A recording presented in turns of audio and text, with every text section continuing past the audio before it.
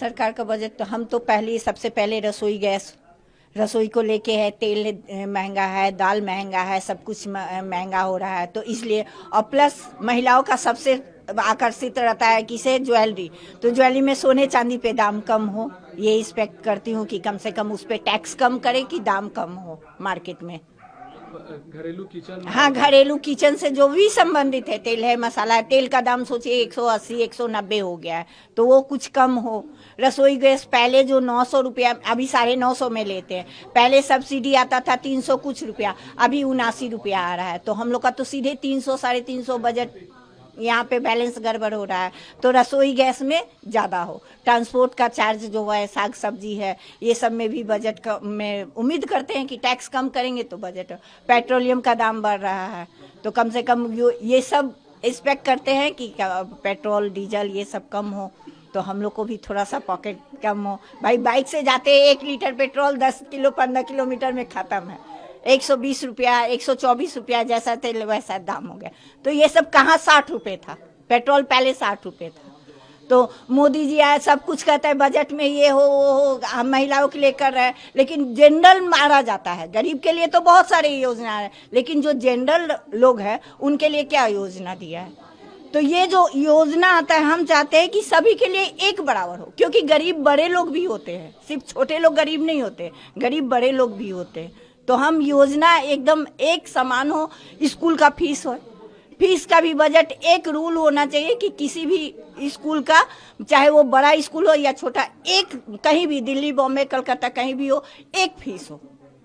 जैसे रसोई गैस का है कि हाँ भाई बिहार में है 900 रुपया है तो 900 रुपया, उसी तरह स्कूल का भी एक लिमिट फीस हो। कोई कहता है अब 2-10 हजार, तो बच्चे को कैसे पढ़ाएगा लोग?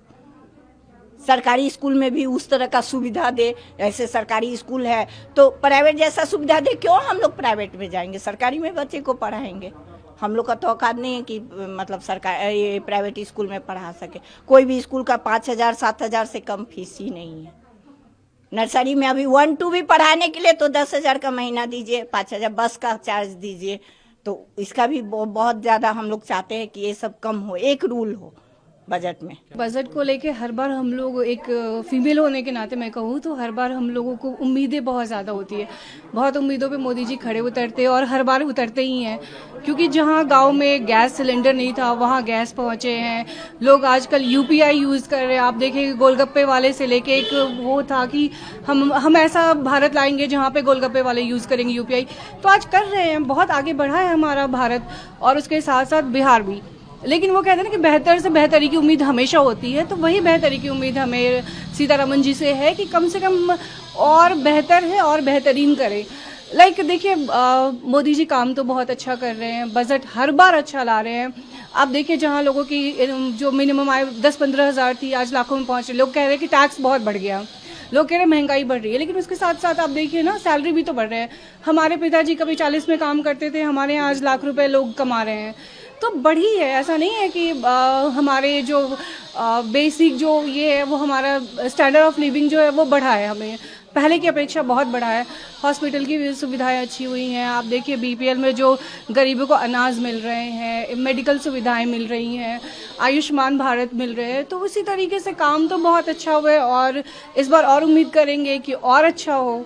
हमारी जो एजुकेशन को लेके जो है वो अच्छा हो। और एक मैं यहाँ पे रिक्वेस्ट करना चाहूँगी कि जो सरकारी स्कूलों में जो प्रावधान है वो तो बहुत अच्छा है, लेकिन जो प्राइवेट स्कूलों की जो बेलगाम फीस है, कम से कम उस पर एक बाउंड्री लाइन रखा जाए कि इससे ऊपर आप नहीं जा सकते।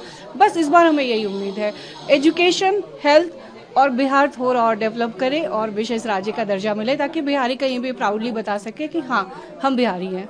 उम्मीद के बारे में तो बात नहीं कर सकते क्योंकि वो तो एक सरप्राइज की तरह आने वाला है कि बजट क्या होने वाला है, लेकिन हाँ उम्मीद हम ये रखेंगे जरूर कि बजट ऐसा हो जो अभी फिलहाल, because Bihar is now at the stage of developing, अब डेवलप कर रहा है, तो बजट अगर आप थोड़ा बजट फ्रेंडली रखेंगे तभी तो डेवलपमेंट में हेल्प कर पाएंगे। जैसे कि एजुकेशन हो गया, बाकी की और जैसे महिलाएं हैं, लेडीज हैं, वो चाहती हैं कि उनका जो किचन आइटम है, फ्यूल है, वो सब पे थोड़ा कंट्रोल आए। मेरा तो ये मानना है कि थोड़ा एजुकेशन में एजुकेशन की फीस वगैरह कम की जाए, बच्चों को स्कॉलरशिप्स दिए जाए, ज़्यादा से ज़्यादा, नॉट जस्ट गवर्नमेंट वाले पॉलिसीज़, प्राइवेट स्कूल में भी पोटेंशियल के हिसाब से बच्चों को एडमिशन दी जाए, वहाँ पे भी स्कॉलरशिप की फैसिलिटीज़ हो अच्छे अच्छे स्कूल्स में, ताकि जो बच्चे अच्छा पढ़ सकें उनको ऐसे रास्ते पे नहीं जाना पड़े। वो बजट में पेरेंट्स अफोर्ड नहीं कर पाते हैं बहुत बार, क्योंकि बच्चों के पास टैलेंट होते हुए भी। हेल्थ केयर अच्छा हो। हम पटना में कितने ही हॉस्पिटल्स है, या तो आप बहुत बड़े हॉस्पिटल्स है, या तो फिर ऐसे हॉस्पिटल्स ही नहीं है जहाँ पे आप बहुत ज़्यादा अपना आप अपने चाहने वालों को बचा सकते हैं। I am going through that phase. तो मेरे को ये मालूम है कि एक हेल्थ केयर की भी फैसिलिटी अच्छी होनी चाहिए और बजट उसको भी मेंटेन करना चाहिए। उसके बाद और भी बहुत सारी चीज़ें हैं, जैसे रोटी कपड़ा मकान है ना। रोटी सस्ता होगा तो लोग कपड़े खरीद पाएंगे, कपड़ा सस्ता खरीद पाएंगे तभी तो मकान पे जा पाएंगे। अभी तो रोटी नहीं पूरी हो पा रही है, तो कपड़े और मकान पे जाने का फेज नहीं आ पा रहा है बिहारियों के पास में।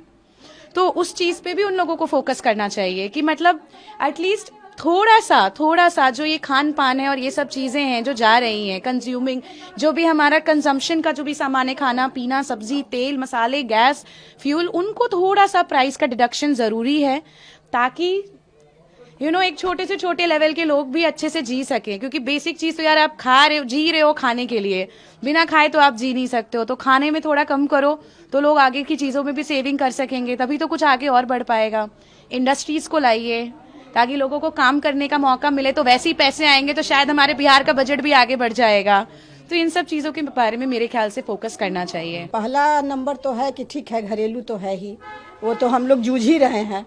चावल है, दाल है, हर कुछ है, सब तो महंगा ही है। हम लोग मीडियम क्लास के आदमी है ना, हम लोग के लिए तो सब कुछ महंगा है। क्या सस्ता है? हमको तो कुछ सस्ता नहीं लग रहा है।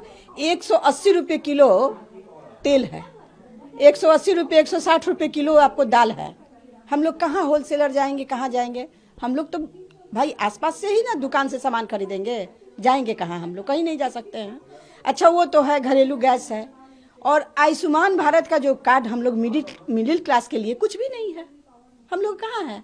हम लोग का अगर कोई हस्बैंड बीमार पड़े, कुछ पड़े, तो हम लोग के पास क्या है? कुछ भी नहीं है। तो कम से कम ये जो 70 किए हैं तो कम से कम 50 करे।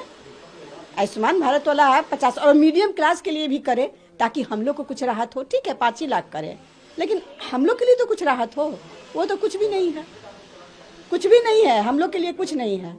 और ये तो हो गया। अब दूसरी बात ये है कि हम चाहेंगे कि मेडिकल वाला जो हो, मेडिकल फैसिलिटी यहाँ बहुत अच्छी हो, ताकि जो हम लोग का परिवार है, जो हम लोग बाहर लेके जा रहे हैं, वो पटना में इतना अच्छा हॉस्पिटल बने, ताकि हम लोग अपने परिवार को कहीं भी बाहर लेके ना जाए। पटना में भी फैसिलिटी हो, अच्छे डॉक्टर्स हो, अच्छी सब सुविधा हो, ताकि हम अपने परिवार का इलाज करा सकें और सब कुछ करा सकें।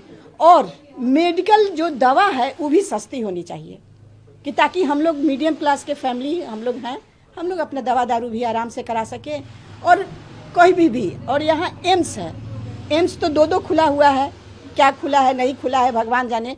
एम्स में अगर हम कितना भी पैरवी कर दें, चाहे वो कोई, अब मिनिस्टर लोग का तो नाम हम रखेंगे नहीं, ये तो हम नहीं रखेंगे, लेकिन कितना भी पैरवी लगा ले, लेकिन वहाँ अगर एक सीट भी अगर मिल जाए हम लोग के लिए तो वो नहीं मिलता है।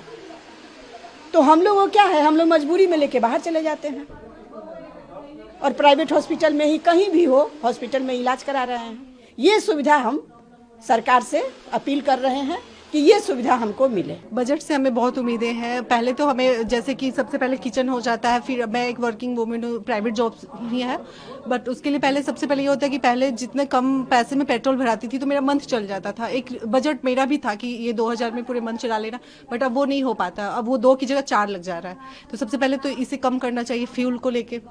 उसके बाद दूसरी चीज़ है किचन में, पहले किचन का एक पैसा मुझे मिलता था लिमिट कि इतने में किचन चला लेना है, घर तुम्हें अपना, उसमें मैं सेविंग भी कर लेती थी, बट अभी नहीं हो पा रहा। अभी वो पूरा पैसा लग जा रहा है और ऊपर से मुझे अपना भी पैसा लगाना पड़ता है। हस्बैंड जो देते हैं वो तो चला ही जाता है, बट मेरा भी और लग जाता है उसमें। तो ये इसमें थोड़ा सा सरकार को सोचना चाहिए कि महिलाएं उसी किचन से ही अपने आप के लिए कुछ सेविंग करती है, रोजमर्रा की चीज़ों खरीद के उसमें से भी कुछ बचता है, वो है। और हाँ, स्कूल में बच्चे का फी इतना बढ़ गया है कि उसके लिए अब पहले मेरा एक बच्चा था, अभी दूसरा हुआ, दूसरे के लिए हम लोग को और मेहनत करनी पड़ रही है।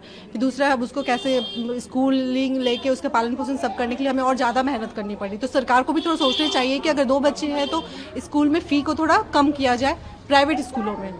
तो यही सब उम्मीद है हमें सरकार से।